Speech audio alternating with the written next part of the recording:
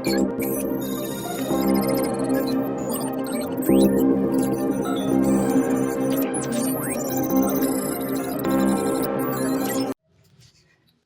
तक पहुँचने का सबसे बड़ा साधन क्या है? ये सवाल पूछा गया मुझसे। परमात्मा तक पहुँचने का कोई साधन नहीं है, मैं ऑनेस्टली बताऊँ तो। मैं सबसे कहता हूँ, if you want to achieve nothing, परमात्मा क्या है? नथिंग है ना?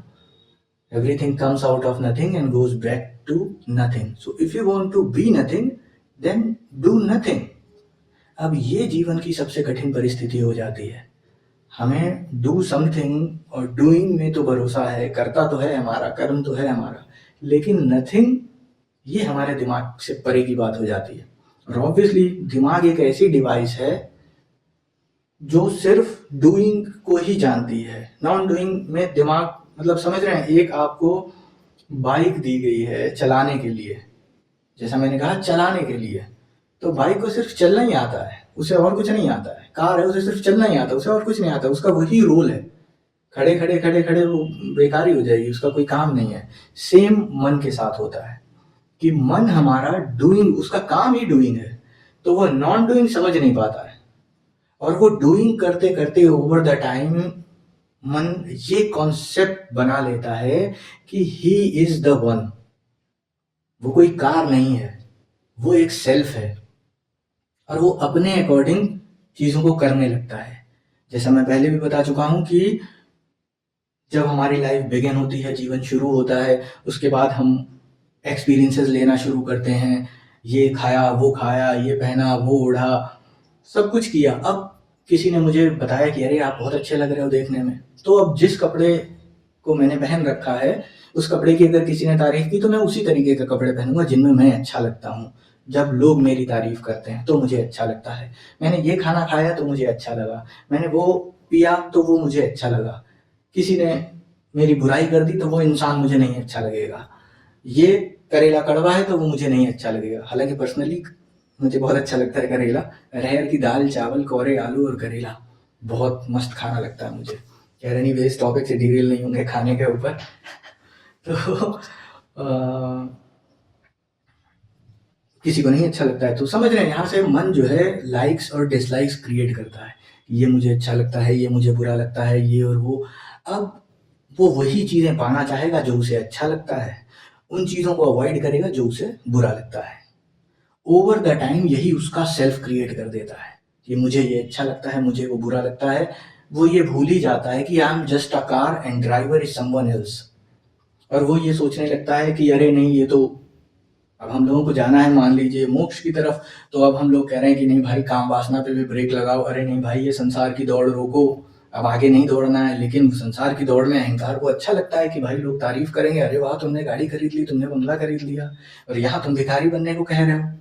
So this does not make any sense for that car. उस मन के लिए ये चीज़ कोई सेंस नहीं होती कि मतलब ये क्या बोल रहे हैं, मतलब समझ रहे हैं, उसका क्रैश होने लगता है दिमाग कि ऐसा कैसे, मुझे तो रईस बनना है क्योंकि वो मुझे अच्छा लगता है। अब अच्छे के अलावा उसे और कुछ समझ में नहीं आता। मेरी अक्सर कई लड़कियों से बात हुई, ग्रुप ऑफ गर्ल्स था, एक बार मैं बैठा हुआ था, तो मैं तो मतलब टैग है मेरे ऊपर कि मैं पागल हूँ, बदतमीज हूँ एंड सो ऑन, क्योंकि मैं सीधी बात बोल देता हूँ। तो मैंने सीधे शब्दों में पूछा, मैंने कहा कि अच्छा ये बताओ, ये जो तुम लोग इतनी ठंड में ये शॉर्ट्स पहने घूम रहे हो, ये आखिर क्यों? बोली मुझे अच्छा लगता है। मैंने कहा व्हाट इज अच्छा?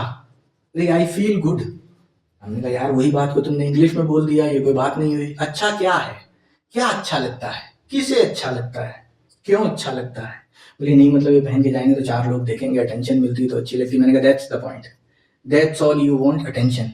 आपका मन जो है ना अटेंशन चाहता है, वो ध्यान चाहता है।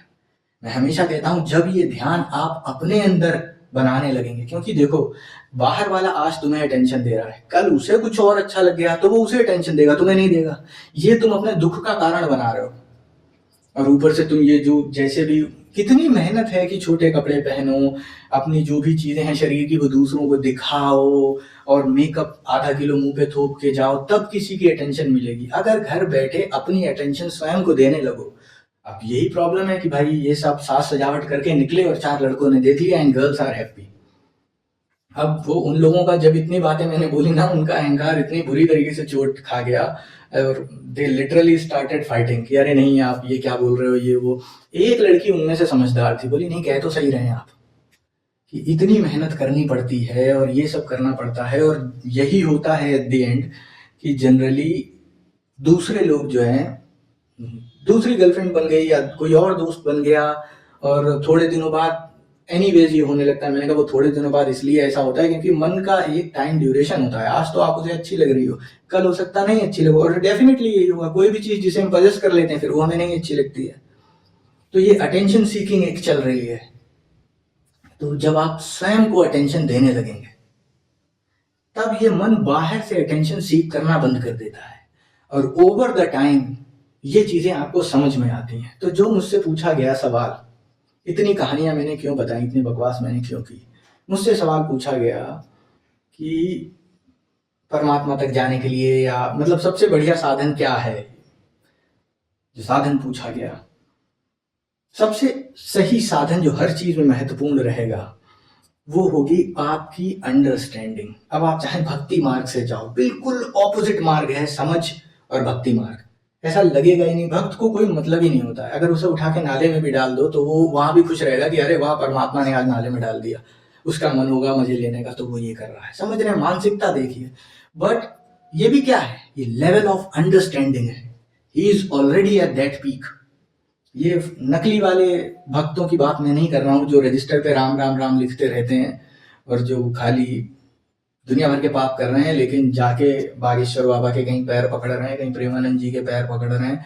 They do not know shit about life, they do not know shit about enlightenment, they do not even care about that. But actual कुछ भक्त होते हैं जो राम और कृष्ण और राधा में रमे हुए होते हैं बिल्कुल। गुरु कोई भी हो, इससे मतलब नहीं पड़ता है। भक्ति मार्ग पे आप सर झुकाना महत्वपूर्ण होता है, आप कितना सबमिशन कर सकते हैं।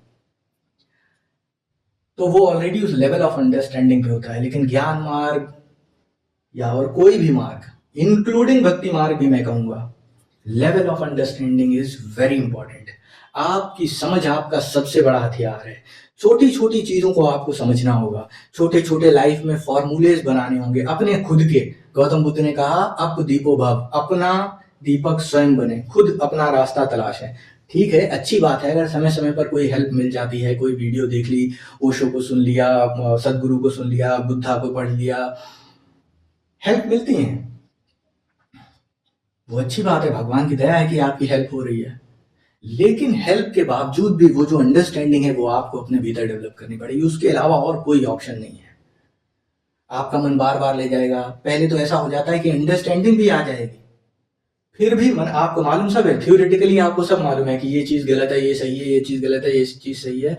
लेकिन वो एक होती है ना, एक बात जो समझ आ जाना, जब क्लिक हो जाती है वो बात आपके भीतर, उसको मैं अंडरस्टैंडिंग बोल रहा हूं। जब वो आपके भीतर बैठ गई है एकदम बात, तब अंडरस्टैंडिंग हुई।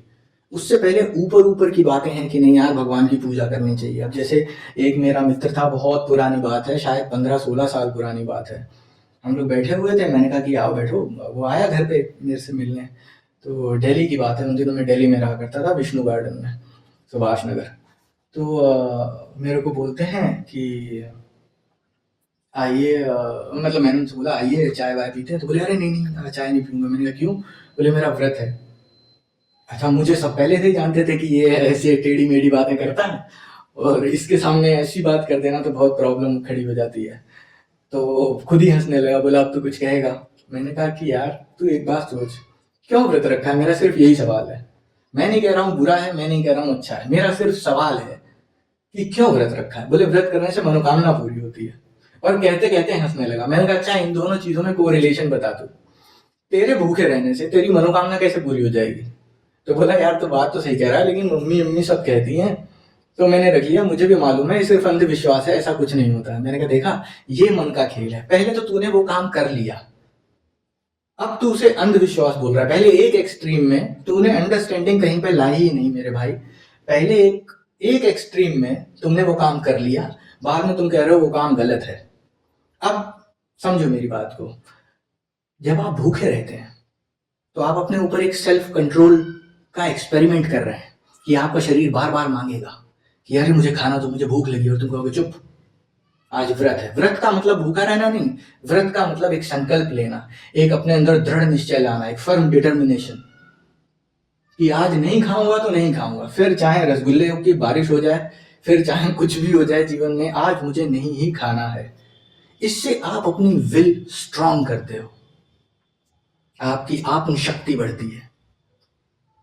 और इस दुनिया में ना, ये दुनिया एक कल्प वृक्ष है, आप इसके नीचे बैठे हो, आप जो मांगोगे वो मिलेगा। अब इट ऑल डिपेंड्स कि मैनिफेस्टेशन आपकी कितनी है। अभी कुछ दिनों पहले एक मैनिफेस्टेशन का एक क्लास मैंने चलाया था, और उसमें से कई एक मतलब एक्सपीरियंसेस सब अपने शेयर करते हैं कि ऐसा हुआ मेरे साथ, ऐसा हुआ और ये और वो, मैंने ये मांगा है। एक अनबिलीवेबल एक्सपीरियंस हुआ, मेरे एक जानकार थे, तो वो वही क्लास कर रहे थे मैनिफेस्टेशन वाली, कि चीज़ों को विजुलाइज करना and then manifest and all that. तो वो बोले कि मैंने एक ऐसी चीज़ मैनिफेस्ट करना चाहिए जो कि बिल्कुल भी पॉसिबल नहीं था, बिल्कुल भी पॉसिबल नहीं था। उनका मतलब पता नहीं मुझे ये बात डिस्कस करनी चाहिए कि नहीं, उनका डिवोर्स होने वाला था। तो बात बिल्कुल डिवोर्स तक पहुंच चुकी थी, यहाँ तक कि उन्होंने वकील भी कर लिए थे और बिल्कुल ही बात खराब हो चुकी थी। फिर उन्हें पता नहीं कहीं से पता लगा इधर उधर से मेरे बारे में, और बात करते हुए मुझ तक आए, फिर मुझसे पूछने लगे इन चीज़ों के बारे में। तो कुछ दिन मेरे से बात की, बोले कि बताइए मैं क्या करूं फिर। मैंने उन्हें पावर ऑफ विजुअलाइजेशन के बारे में थोड़ा सा डिस्कशन हुआ, सॉरी टॉपिक डिटेल हो गया, लेकिन ये वही बात, जब टॉपिक ही अंडरस्टैंडिंग पे है तो इन डेप्थ समझना पड़ेगा आपको। तो मैंने उन्हें बताया और फिर उनके लिए वो चीज़ काम कर गई। अब ये आपकी इंटेंसिटी पर डिपेंड करता है, ये आपकी विल पर डिपेंड करता है कि आप कितना स्ट्रांगली किसी चीज़ को मैनिफेस्ट करना चाहते हो, और वो चीज़ मैनिफेस्ट हो जाती है। ये ऐसा मैं नहीं कह रहा हूँ कि कोई एक पर्टिकुलर इंसान ने कुछ सोचा और वो उसका हो गया, कि आपने सोचा प्रधानमंत्री बन जाएंगे तो बन जाएंगे। लेकिन आप सोचिए, क्या एक चाय वाला जब चाय बेच रहा होगा, कभी तो उसके दिमाग में ये बात क्लिक की होगी कि यार प्रधानमंत्री बनना चाहिए।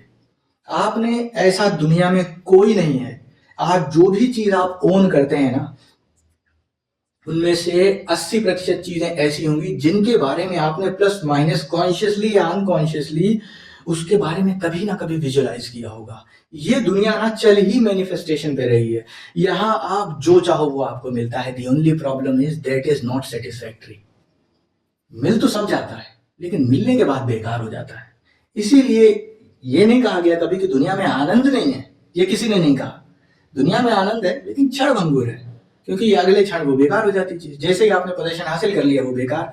अब दुनिया अनंत है, आप कितनी चीजों का पोजीशन पाते रहेंगे, पूरी दुनिया तो खरीद नहीं लेंगे। तो इसीलिए ये फिर साधना और ध्यान के मार्ग हैं एंड ऑल दैट, बाकी चीजें हैं। तो सबसे ज्यादा जो जरूरी चीज है वो एक अंडरस्टैंडिंग है।